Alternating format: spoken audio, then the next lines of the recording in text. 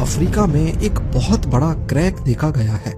ये crack Kenya, Ethiopia और Tanzania में देखा गया। वीडियो फुटेजेस और ड्रोन शॉट्स में देखा गया कि पूरी की पूरी कंट्रीज को एक बहुत बड़े क्रैक ने डिवाइड कर दिया है। इस क्रैक ने ना रोड देखे, ना फसलें, ना घर देखे, ना शहर। इसके कुछ हिस्से 10 मीटर तक चौड़े हैं और कुछ 2 मिलीमीटर जितने पतले। कहीं पर लोगों ने इसको मिट्टी से भरना शुरू कर दिया तो कहीं पर इसके ऊपर टेम्पररी ब्रिज बनाए जाने लगे। लोगों का ख्याल था कि शायद नरम मिट्टी किसी वजह से बैठ गई है। ज़ेम टीवी की वीडियोस में एक बार फिर से खुशामदीद। नाजरीन, अफ्रीकन कॉन्टिनेंट का नाम सुनते ही हमारे जहन में आता है कि ये सबसे गर्म कॉन्टिनेंट होगा, लेकिन ऐसा नहीं है। अफ्रीका की लोकेशन अर्थ के ठीक सेंटर में आती है, यानी प्राइम मेरिडियन और इक्वेटर की लाइंस जहां आपस में मिलती हैं, ठीक उसी जगह पर अफ्रीकन कॉन्टिनेंट मौजूद है। अब क्योंकि इक्वेटर सूरज से ज्यादा करीब है, इसी वजह से अफ्रीका सबसे गर्म तरीन कॉन्टिनेंट है। लेकिन अगर हाईएस्ट टेम्परेचर की बात की जाए तो वो यूएसए में रिकॉर्ड किया गया था। अफ्रीका गर्म तरीन कॉन्टिनेंट है, लेकिन इसका मतलब ये नहीं कि अफ्रीका में सर्दी नहीं पड़ती। यहाँ इफरान के मकाम पर -23 डिग्री सेल्सियस रिकॉर्ड किया जा चुका है। बात की जाए रंगों की तो अफ्रीकन कॉन्टिनेंट यहाँ भी अनोखा मंजर पेश करता है। ना सिर्फ रंग बल्कि हर मामले में अफ्रीका एक तरफ काफी एक्सट्रीम है तो वहीं उसका हल्का मिजाज भी मौजूद है।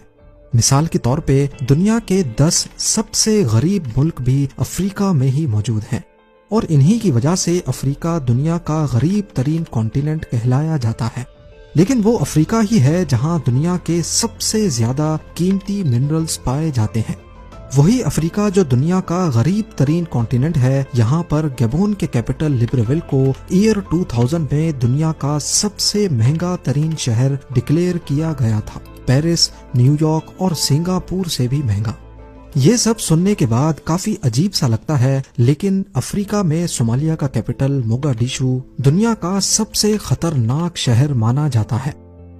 अफ्रीका की टोटल पॉपुलेशन 1.5 अरब है, लेकिन बदकिस्मती से यहाँ की 40% आबादी इलिटरेट है, यानी ना उनको पढ़ना आता है ना ही लिखना।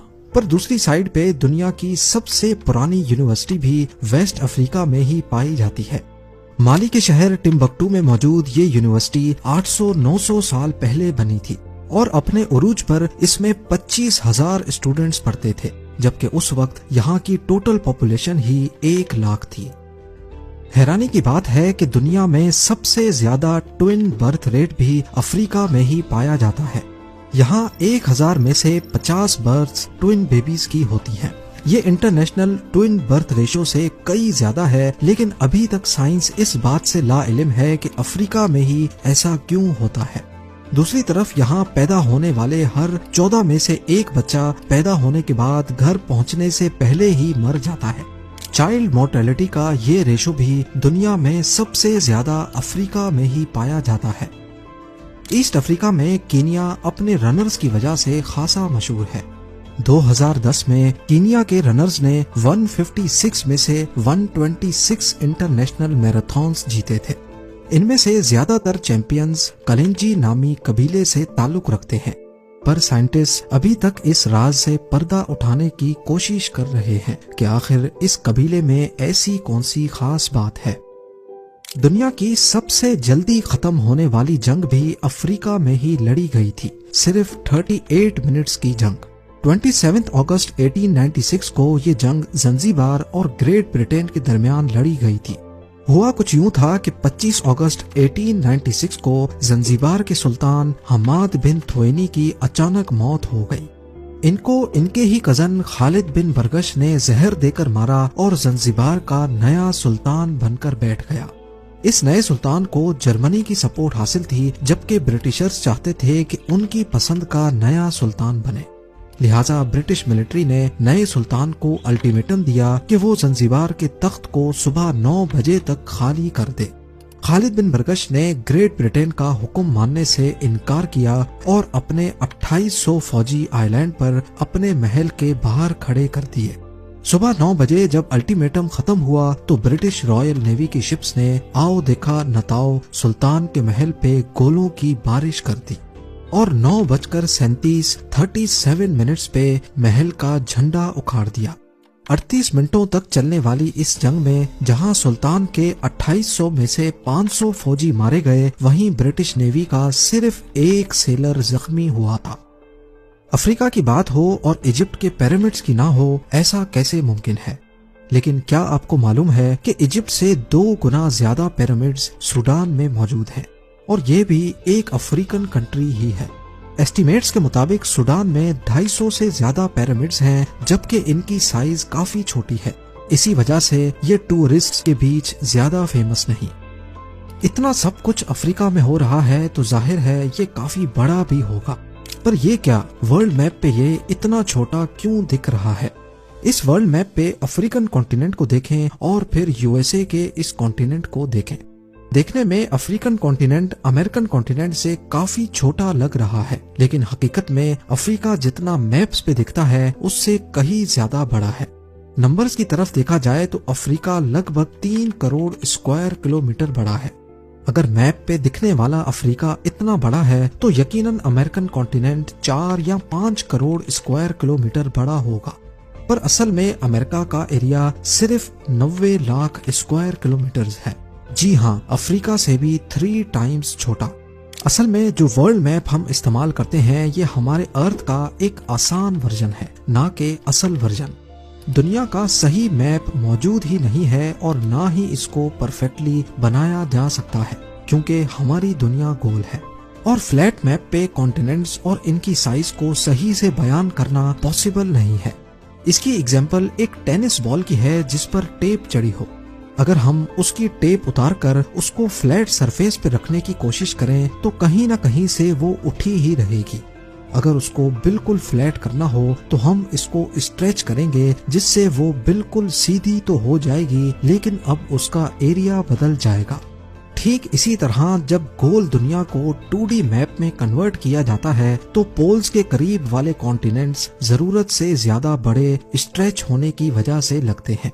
इसी मैप में ग्रीनलैंड को देखें, कितना बड़ा लग रहा है, लेकिन असल में ये अफ्रीका तो दूर, यहाँ की कंट्री कॉन्गो से भी छोटा है। अफ्रीका क्योंकि इक्वेटर के बिल्कुल करीब है, इसी वजह से 2D मैप पे ये स्ट्रेच नहीं बल्कि श्रिंक या फिर सिकुड़ा हुआ लगता है। हकीकत में ये इतना बड़ा है कि इसके अंदर पूरा यूएसए, चाइना, इंडिया और इवन यूरोप का भी काफी सारा हिस्सा फिट आ सकता है। जियोग्राफी की बात हो ही रही है तो हम थोड़ा इसकी और गहराई में जाकर ये जानने की कोशिश करते हैं कि क्या अफ्रीका हमेशा से ही ऐसा था जैसा आज दिखता है? क्या कोई ऐसा टाइम भी था जब अफ्रीका बिल्कुल ही अलग दिखता था? साइंसदानों का कहना है कि हर 50 करोड़ सालों के बाद हमारे अर्थ की टेक्टोनिक प्लेट्स सारे कॉन्टिनेंट्स को आपस में जोड़ देती हैं, जिससे एक ही बड़ा सुपर कॉन्टिनेंट बन जाता है। आखिरी बार ये सुपर कॉन्टिनेंट 20 करोड़ साल पहले टूटना शुरू हुआ था, जिसको आज पेंजिया कहा जाता है। इस एनिमेशन में आप देख सकते हैं कि कैसे एक ही सुपर कॉन्टिनेंट टूटकर अलग अलग छोटे कॉन्टिनेंट्स में बंट गया। साइंसदानों का दावा आज प्रूव भी होता है, क्योंकि ईस्टर्न साउथ अमेरिका की शेप वेस्टर्न अफ्रीका के साथ एक पजल पीस की तरह मैच करती है। पेंजिया की इस थ्योरी को मजीद साबित करने के लिए साउथ अमेरिका और अफ्रीका में मीजोसोरस के फॉसिल्स मिले हैं, जिससे ये जाहिर होता है कि ये दोनों कॉन्टिनेंट्स जो आज समंदर पार हैं, ये असल में कभी एक ही हुआ करते थे। और साउथ अमेरिका में अमेज़न रेन फॉरेस्ट में पाई जाने वाली काफी स्पीशीज ऐसी हैं जो वेस्ट अफ्रीका के इन जंगलात में भी पाई जाती हैं। गूगल अर्थ पर भी आप अफ्रीका के इस हिस्से को ऐसा ही हरा भरा देख पाएंगे जैसा कि साउथ अमेरिका है। पर क्या अफ्रीकन कॉन्टिनेंट हमेशा ही ऐसा रहेगा? कॉन्टिनेंट्स के जुदा होने का ये प्रोसेस करोड़ों सालों से चलता आ रहा है और अभी तक चल रहा है। 2018 में खबरें गर्दिश करने लगी कि अफ्रीका में एक बहुत बड़ा क्रैक देखा गया है। ये क्रैक कीनिया, इथियोपिया और तंजानिया में देखा गया। वीडियो फुटेजेस और ड्रोन शॉट्स में देखा गया कि पूरी की पूरी कंट्रीज को एक बहुत बड़े क्रैक ने डिवाइड कर दिया है। इस क्रैक ने ना रोड देखे, ना फसलें, ना घर देखे, ना शहर। इसके कुछ हिस्से 10 मीटर तक चौड़े हैं और कुछ 2 मिलीमीटर जितने पतले। कहीं पर लोगों ने इसको मिट्टी से भरना शुरू कर दिया तो कहीं पर इसके ऊपर टेम्पररी ब्रिज बनाए जाने लगे। लोगों का ख्याल था कि शायद नरम मिट्टी किसी वजह से बैठ गई है, पर असल में साइंटिस्ट का कहना है कि अफ्रीकन कॉन्टिनेंट 2 हिस्सों में बट रहा है। पहले ऐसा समझा जाता था कि अफ्रीका एक ही टेक्टोनिक प्लेट के ऊपर खड़ा है, लेकिन 1970 में कुछ ऐसे सबूत मिले जिससे ये पता चला कि अफ्रीकन प्लेट टूट रही है। जियोलॉजिस्ट्स को पहले से इसकी खबर थी, लेकिन उनको ये मालूम नहीं था कि ये इतना जल्दी हो जाएगा। तो अब सवाल उठता है कि क्या अफ्रीका वाकई में 2 हिस्सों में तकसीम हो रहा है, जैसा कि करोड़ों साल पहले साउथ अमेरिका इससे अलग हुआ था? इसका जवाब अभी तक किसी के पास नहीं है। इसमें कोई शक नहीं कि ईस्ट अफ्रीका की टेक्टोनिक प्लेट का बहुत बड़ा हिस्सा टूट चुका है, रेड सी से लेकर मोजाम्बिक तक, और ये हर साल करीब 6 मिलीमीटर तक अफ्रीकन कॉन्टिनेंट से दूर हो रहा है।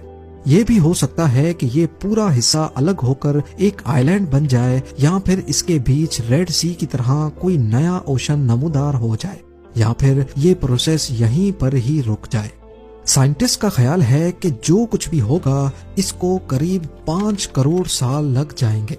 आगे चलकर जो भी हो, पर आज हम इस प्रोसेस के यानी कॉन्टिनेंटल रिफ्ट को देख सकते हैं और इसके आई विटनेस भी हैं। ये हमारे लिए एक याद दहानी भी हो सकती है उन तबाहकुन ताकतों की जो जमीन के नीचे छुपकर अपना काम कर रही हैं। अफ्रीका की गहराई में सिर्फ तबाहकुन ताकतें ही नहीं, बल्कि पूरी दुनिया में पाए जाने वाले नेचुरल रिसोर्सेज का 1/3 हिस्सा भी मौजूद है। यहाँ तक कि दुनिया में जब भी किसी नायाब मिनरल की तलाश करनी हो तो साइंटिस्ट सबसे पहले अफ्रीका की जमीन को चुनते हैं, क्योंकि उनको पक्का यकीन होता है कि ये कहीं और मिले ना मिले अफ्रीका में जरूर मिलेगा। मिसाल के तौर पे कोलम्बाइट टेंटलाइट एक ऐसा मेटल है जो आजकल इलेक्ट्रॉनिक्स को बनाने में काम आता है। इसको अक्सर कॉल्टन भी कहा जाता है। इसकी खास बात यह है कि इसको जंग नहीं लगता और इसका मेल्टिंग पॉइंट भी काफी ज्यादा होता है। इस मेटल से कैपेसिटर्स बनाए जाते हैं जो आजकल हर इलेक्ट्रॉनिक डिवाइसेस में इस्तेमाल होते हैं। अंदाजा किया जाता है कि इस मेटल के 80% रिजर्व्स अफ्रीका में ही पाए जाते हैं। इसी तरह एल्युमिनियम की प्रोडक्शन में इस्तेमाल होने वाला बॉक्साइट भी अफ्रीका में ही पाया जाता है। और तो और दुनिया का सबसे कीमती जेमस्टोन डायमंड भी सबसे ज्यादा अफ्रीका में ही माइन होता है। ये सब कुछ अफ्रीका के नेचुरल रिसोर्सेज का सिर्फ एक छोटा सा हिस्सा है। अफ्रीका की बात हो तो सहारा डेजर्ट पे बात किए बिना टॉपिक खत्म नहीं होता। सिर्फ सहारा के अंदर ही इतने राज छुपे हैं जो अकेले ही पूरे अफ्रीका का मुकाबला कर सकते हैं। यहाँ मौजूद एक ऐसा स्ट्रक्चर जिसको स्पेस से देखा जाता है, 40 किलोमीटर बड़ा ये गोल निशान जिसको आई ऑफ सहारा और रिचर्ड स्ट्रक्चर भी कहा जाता है, इसके नीचे कौन सा राज छुपा है? किंग टूटनखामुन के नेकलेस का अनोखा पत्थर जो पूरी दुनिया में कहीं नहीं मिला, वो सिर्फ सहारा के बीचों बीच पाया गया था। सहारा से पहले यहाँ क्या होता था और कैसे ये इतने बड़े रेत के समंदर में बदल गया, वो भी सिर्फ अफ्रीका के नॉर्थ में, जबकि बाकी पूरा अफ्रीका हरा भरा और ट्रॉपिकल है। इन सब खसूसियात के साथ साथ वो सहारा ही है जिसकी वजह से हजारों किलोमीटर दूर अमेज़न रेन फॉरेस्ट हरा भरा और जिंदगी से भरपूर है। लेकिन आखिर कैसे? ये सब और बहुत कुछ आप जान सकेंगे सीक्रेट्स ऑफ अफ्रीका के नेक्स्ट एपिसोड में। उम्मीद है जेम टीवी की ये वीडियो भी आप लोग भरपूर लाइक और शेयर करेंगे। आप लोगों के प्यार भरे कमेंट्स का बेहद शुक्रिया।